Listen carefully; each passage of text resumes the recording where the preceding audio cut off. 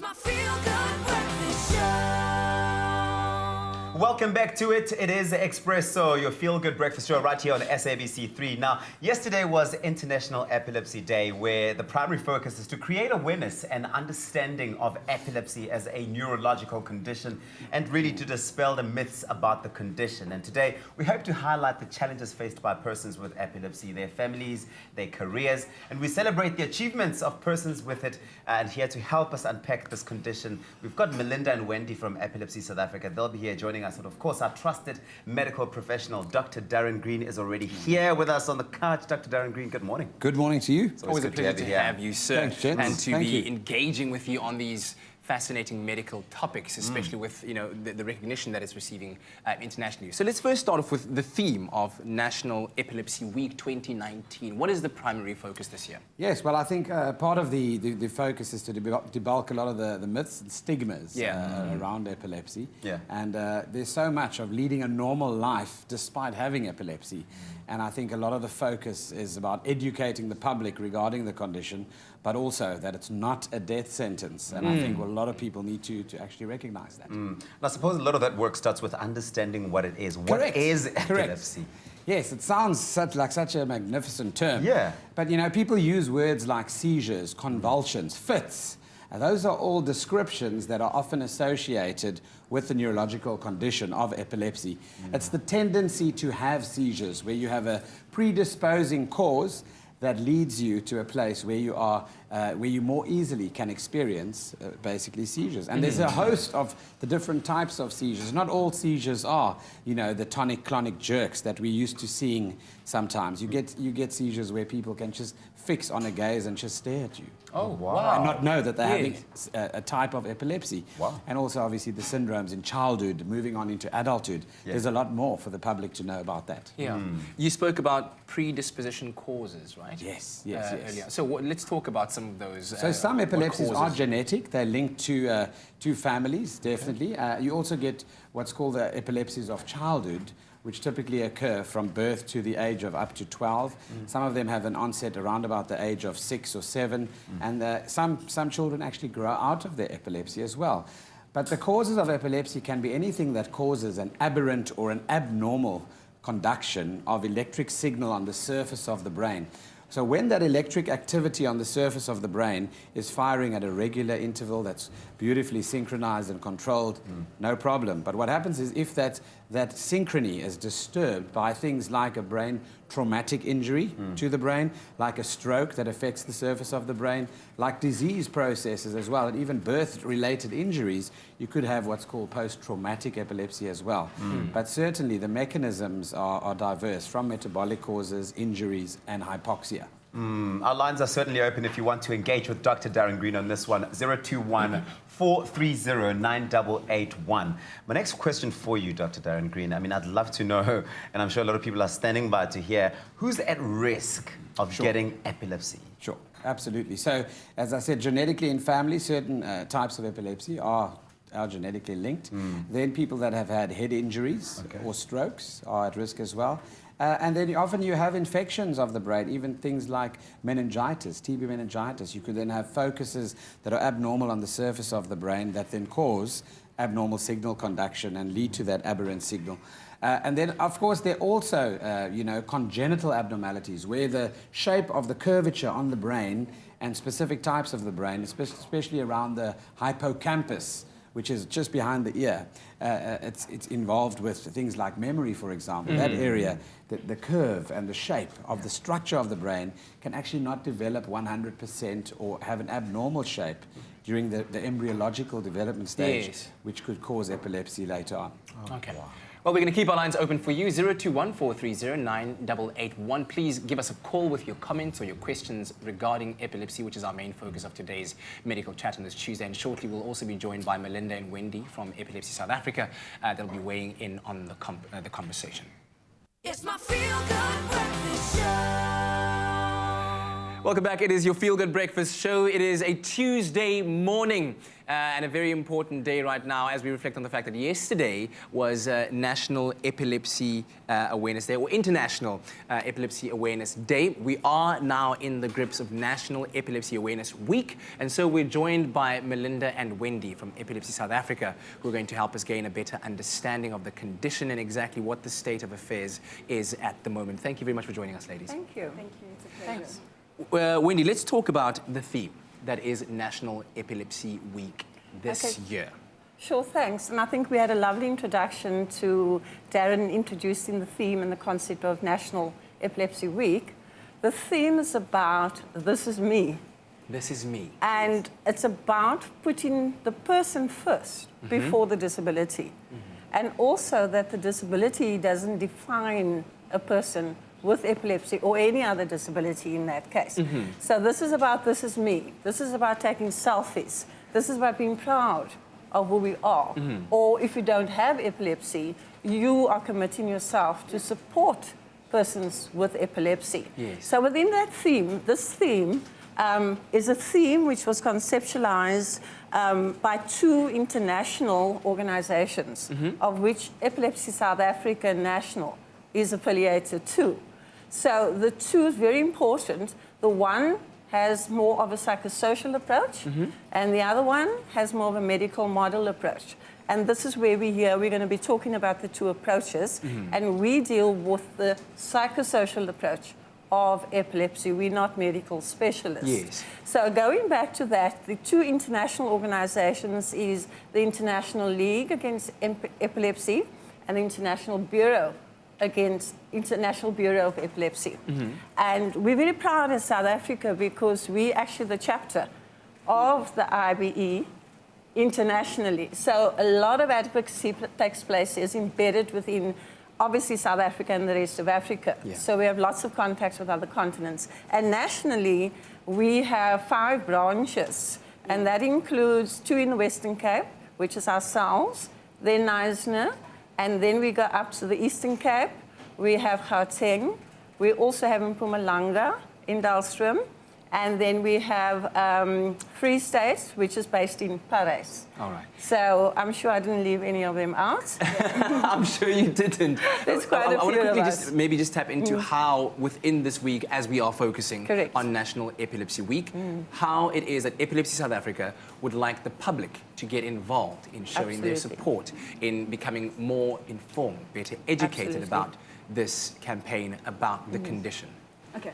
Firstly, at Epilepsy South Africa, on the 14th of February, Valentine's Day, we're hosting a symposium. That is where all the medical professionals will be there. We'll have social workers, we'll have people from the residential cares. Everyone will be involved. The public will have access to the doctors, will have access to the neurologist, where they can ask their questions. They will have access to the SASSA people, where they ask, can I have grant? Because that is also a question that people want to know. Is epilepsy part of disability? If I have epilepsy, can I get access to the social grant? Yes. So that is where people will also learn about epilepsy as well. So there will be a lot of information, and you ask people, even if you don't have epilepsy, just be involved, learn about epilepsy, because you don't know if a person next to you, your neighbor, your sister, your brother, might have epilepsy. Absolutely. As the doctor said, epilepsy does not discriminate. Anyone can get epilepsy. Yeah. All right. Well, we're going to continue the conversation with you a little bit later on, and our lines are open 0214309881. And if you are looking to be better informed, more educated about epilepsy as a condition, you can visit the website epilepsy.org.za. Right now, let's take a look at the morning headlines. Only you can make my day.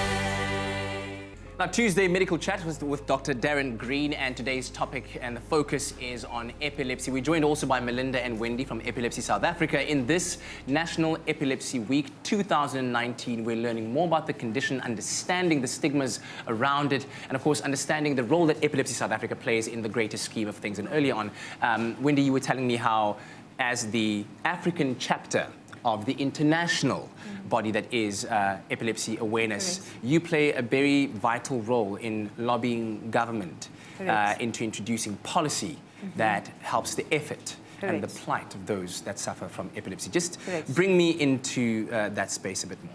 Okay, thanks so much for that. The International Bureau of the IBE, that particular body is there for promoting human rights, disability rights, and to ensure that legislation is not only enabling, but it's actually processed and implemented and monitored. So we have a huge monitoring focus from an international level around the rights of people with disabilities, and that includes epilepsy. So this is where the advocacy action comes into within our country. And across the world, across the country today, we do have all our branches busy with epilepsy campaigns, and that is exactly what the epilepsy campaign and the strategies is to raise awareness, as we've heard from Darren, that it's about the awareness. And Melinda will speak about the myths and that type of thing, which is horrific. So within South Africa, yes, you know, we are also the watchdogs, as our international treaties and campaigns are all about. And I think it was very befitting to start National Epilepsy Day on Monday, because we all watched Sona last Thursday. And as much as what we could applaud the president for having the view, the beginning of a new era, the beginning of a new dawn, and the content of his speech, when you read through it, is very embracing. He talks about unity, he talks about inclusiveness, he talks about rights of people. However, what we did find is that disability specifically is always invisible, always. And we found there was no reference to the fact that when he spoke about ECD strategies, accelerated growth, there was nothing about how we're going to fund accelerated growth for youth, for persons with epilepsy and other disabilities. And particularly the 2-year compulsory, which we find very exciting as we know in terms of the child's cognitive development. But there's no mention of how are we going to include children with disabilities into mainstream schools, let alone normal schools. So sorry, could I carry on? Please. Thank you. Yes, so we released a press release on Monday. So that is how we started our International Epilepsy Day. And I think it's the hope that with conversations like this, that it'll bring highlight to, like you were saying now, the fact that it wasn't focused on, and that the presidency and the involved bodies will then take action. Will take action. What are the kind of myths that we are trying to break down right now during this National Epilepsy Awareness Week? There are a lot of myths going around. Firstly, people say people with epilepsy have been bewitched, and that when someone is having a seizure, you should take a shoe that is very smelly and put it on the mouth. Take a spoon, put it on the mouth so that the person doesn't bite their teeth. There's a lot of things going on. You should bend in pepper in front of the person. But remember, when the person is having a seizure, you need to let the person breathe. How is the person going to breathe when you're busy burning the impepo in front of the person? So we're taking away all those myths around epilepsy, and as well as educating people on what to do. We know that you have all those myths, but what do you do? What do you do? Exactly, what do you do? Okay, the first thing that I would tell people, this is the first thing, and it's an important thing. Stay as calm as possible. This is how you can conquer everything. This is when somebody's experiencing a seizure. Yeah, when someone is experiencing a seizure, for example, the one that Doctor mentioned, the one that we all know, when a person is having a tonic-clonic seizure, that's the one where they're jerking and falling down, that's the one.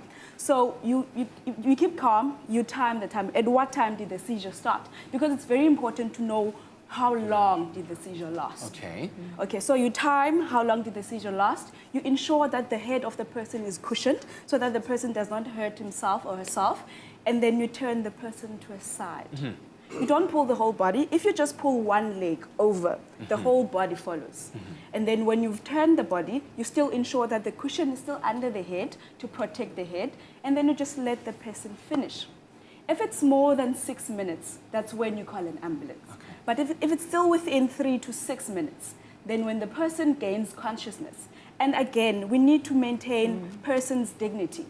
Sometimes when a person is having a seizure, they might wet themselves, the dress might go up, so you need to ensure that you pull the dress down. When the person has wet themselves, you just put a thing around the person. A towel or something. Yes, a towel or just your jacket. Even if you don't have a cushion, you can take your jacket, you can take your purse if it doesn't have any sharp objects in. If there's anything on the surrounding, you rather remove the things on the surrounding than moving the person, because it's very dangerous to move the person while they're having a seizure. Yeah.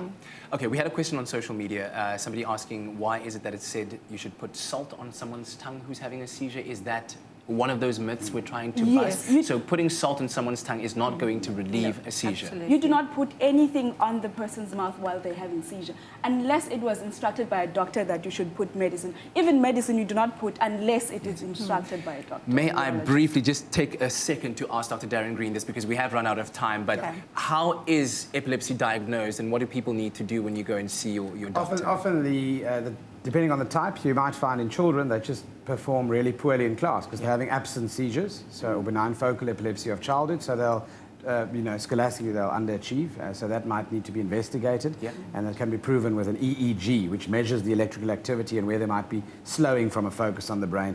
The history taking is most important. Everyone's entitled to one seizure in their lifetime. If you have more than one seizure, often people go digging deeper to look if you don't have an underlying epilepsy condition and then manage it accordingly. But an EEG is one of the mainstays of diagnosing, and history taking is essential. All right. I really wish that we had more time. There's so much to discuss, but of course, for more information, you can visit the website epilepsy.org.za. Wendy, Melinda, Dr. Darren Green, Thank you. thank you very much. I think it's time that we take a break. Thank you.